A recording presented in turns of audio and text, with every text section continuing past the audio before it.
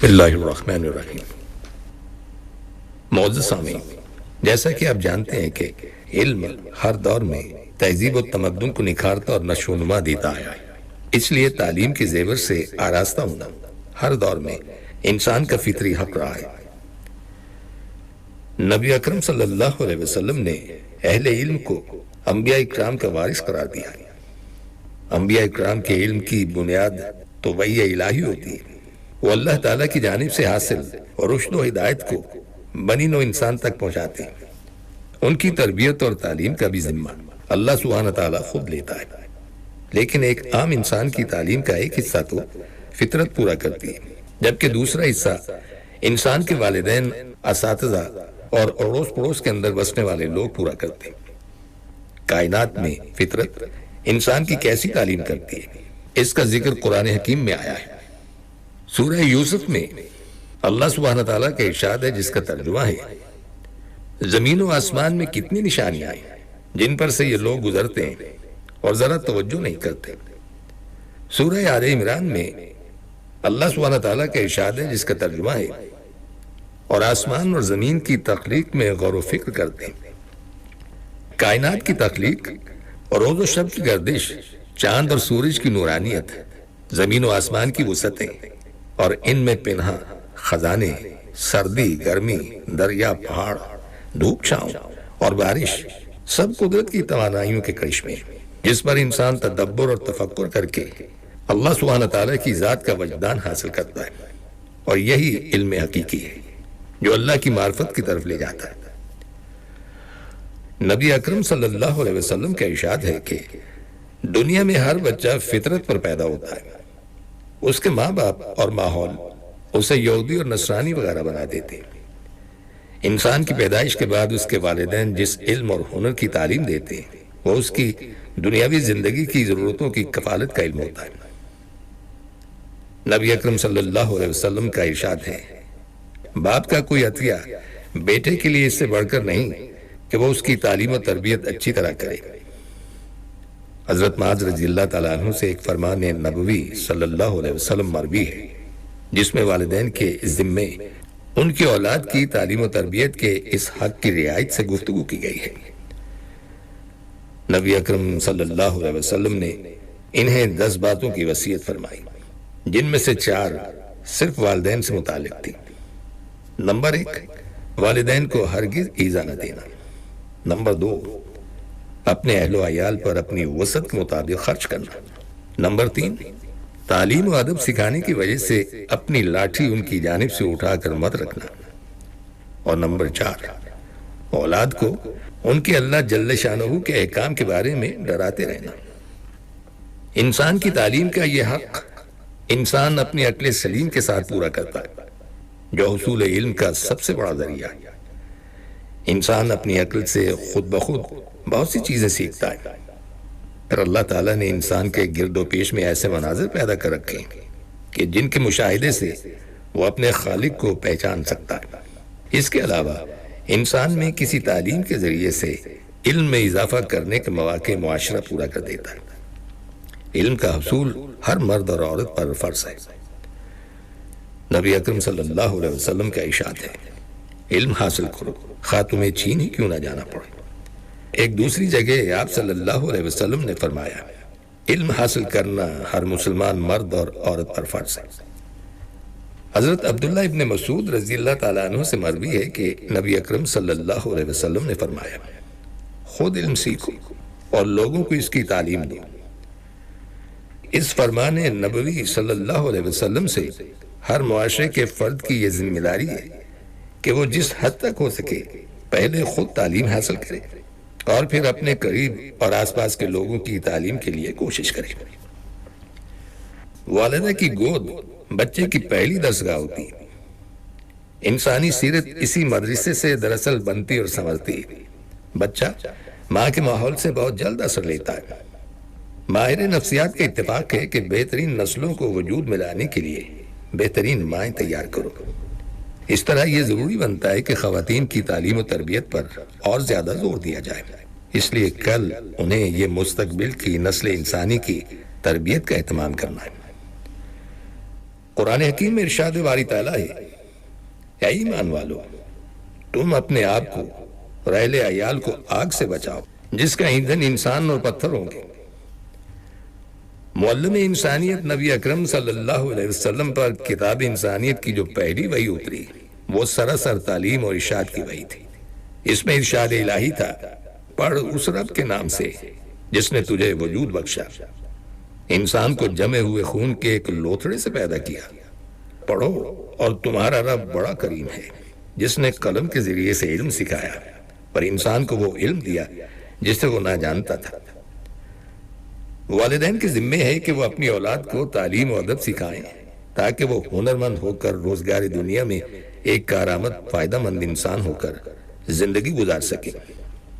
نبی اکرم صلی اللہ علیہ وسلم نے ارشاد فرمایا کہ باپ کا اپنے بچے کو کوئی ادب سکھانا ایک صالح صدقے سے بہتر ہے۔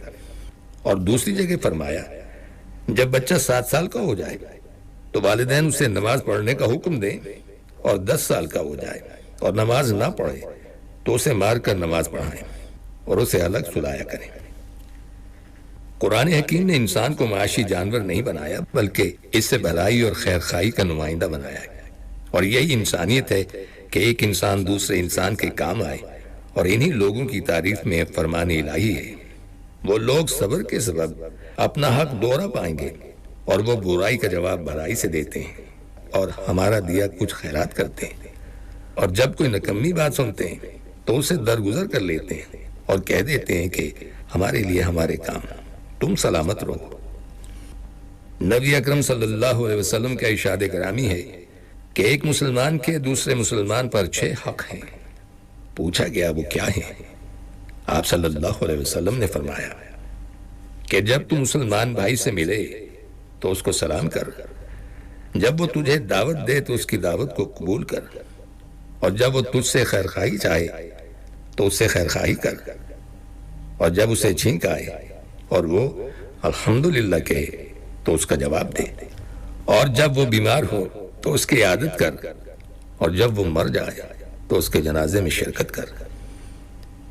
ایک حدیث میں ہے کہ بے شک نبی اکرم صلی اللہ علیہ وسلم نے فرمایا ہے کہ مسلمان مسلمان کا بھائی ہے، نہ تو اس پر ظلم کرتا ہے اور نہ تو اس کو بے یار و مددگار چھوڑتا ہے، اور جو اپنے بھائی کی حاجت پوری کرے گا اللہ اس کی حاجت پوری کرے گا، اور جو شخص کسی مسلمان کی پریشانی کو دور کرے گا تو اللہ سبحانہ تعالیٰ قیامت کے دن اس کی پریشانی دور فرمائے گا، اور جو مسلمان کسی کی پردہ پوشی کرتا ہے قیامت کے دن اس کی اللہ تعالیٰ پردہ پوشی کرے گا۔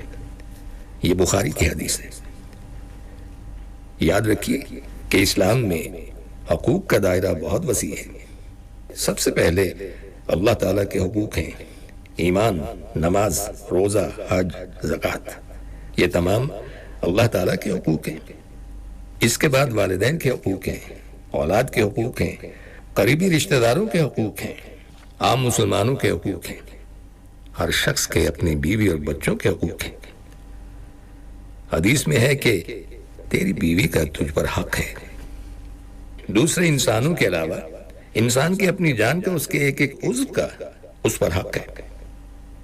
نبی اکرم صلی اللہ علیہ وسلم کا ارشاد ہے، بے شک تیری جان کا تجھ پر حق ہے، تیرے بدن کا بھی تجھ پر حق ہے، اور تیری آنکھوں کا بھی تجھ پر حق ہے۔ اسی لیے کسی مسلمان کے لیے جائز نہیں کہ وہ خودکشی کرے یا اپنی جان کو ہلاکت میں ڈالے یا اپنے آپ کو زخمی کرے، اور چونکہ اس عرضی کائنات کی ایک ایک چیز سے انسان کا تعلق ہے، اس لیے حیوانوں کے بھی انسان پر حقوق ہیں جن کو ادا کرنے والا اللہ تعالیٰ کا محبوب بن جاتا ہے، اور جن کو ضائع کرنے والا اللہ کی نظر میں مغضوب ٹھہرتا ہے۔ نبی اکرم صلی اللہ علیہ وسلم نے ایک تمثیلی حکایت میں فرمایا کہ ایک شخص صرف اس لیے بخشا گیا کہ اس نے پیاسے کتے کو پانی پلا کر اس کی جان بچائی تھی۔ ایک دوسرے شخص پر صرف اس لیے عذاب ہوا کہ اس نے ایک بلی کو باندھا اور اس کو کھانے پینے کو نہیں دیا، یہاں تک کہ وہ سسک سسک کر مر گئی۔ ایک اور شخص نے چونٹی کو جلا دیا تھا، اس پر اس سے باز پرس ہوئی۔ اندازہ کیجئے کہ جس مذہب نے کافروں، حیوانوں اور درختوں تک کے حقوق بیان کیے ہوں، کیا اس مذہب نے کلمہ گو مسلمان کے کچھ بھی حقوق بیان نہیں کیے ہوں گے؟ حالانکہ مسلمان تو دنیا میں توحید و رسالت کا گواہ ہے، مسلمان تو قرآن و سنت کی امانت کا حامل ہے، مسلمان کا دل وہ مقدس ورق ہے جس پر کلمہ طیبہ لکھا ہوا ہے۔ تو اگر گدھے، گھوڑے اور کتے بلی کے حقوق ہیں تو کیا مسلمان کے حقوق نہیں ہوں گے؟ یقیناً مسلمان کے حقوق بھی ہیں، اور ان کو ادا کرنے کی اس قدر تاکید کی گئی ہے کہ کتاب و سنت کے مطالعے سے معلوم ہوتا ہے کہ اگر حقوق اللہ میں کوتاہی ہو جائے تو ممکن ہے کہ وہ غفور اور رحیم آقا اپنی شان غفاری سے کام لیتے ہوئے بڑے بڑے مجرموں کو معاف کر دے، لیکن اگر مسلمانوں اور بندوں کے حقوق غصب کیے تو تلافی اور معافی کے بغیر بخشش نہیں ہوگی۔ بڑے بڑے پرہیزگار اور عبادت گزار روز حشر صرف اس لیے مجرموں کے کٹہرے میں نظر آئیں گے کہ انہوں نے حقوق العباد میں ڈنڈی ماری ہوگی۔ نبی اکرم صلی اللہ علیہ وسلم نے فرمایا ہے کہ کیا تم جانتے ہو دیوالی اور مفلس کون ہے؟ لوگوں نے کہا ہم اس شخص کو مفلس کہتے ہیں جس کے پاس نہ تو درہم ہو اور نہ کوئی دوسرا سامان۔ آپ صلی اللہ علیہ وسلم نے فرمایا کہ میری امت کا مفلس اور دیوالیہ وہ ہے جو قیامت کے روز اپنی نماز، روزہ اور زکوٰۃ کے ساتھ اللہ کے پاس حاضر ہوگا، اور اسی کے ساتھ ساتھ اس نے دنیا میں کسی کو گالی دی ہوگی، کسی پر تہمت لگائی ہوگی، کسی کا مال اڑایا ہوگا، کسی کو قتل کیا ہوگا، کسی کو ناحق مارا ہوگا، تو اس کی نیکیاں ان تمام مظلوموں میں تقسیم کر دی جائیں گی۔ پھر اگر اس کی نیکیاں ختم ہو گئیں اور مظلوموں کے حقوق باقی رہے تو ان کی غلطیاں اس کے حساب میں ڈال دی جائیں گی اور پھر اسے جہنم میں پھینک دیا جائے گا۔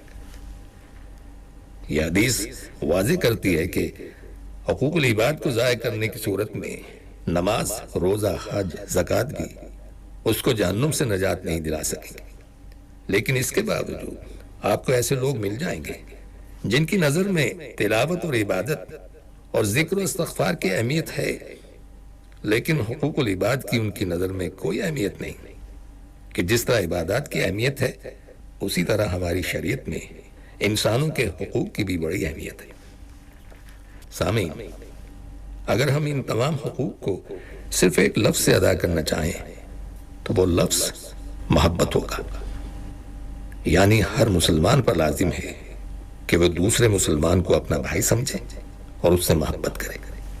اور سامعین، ان کلمات کے ساتھ ہی ہمارے آج کے پروگرام کا وقت بھی اب ختم ہوتا ہے، اس دعا کے ساتھ کہ اللہ تعالی ہم سب کو صراط مستقیم پر چلنے کی توفیق عطا فرمائے، آمین۔ آئندہ ملاقات تک کے لیے محمود احمد کو اجازت دیجیے، اللہ حافظ۔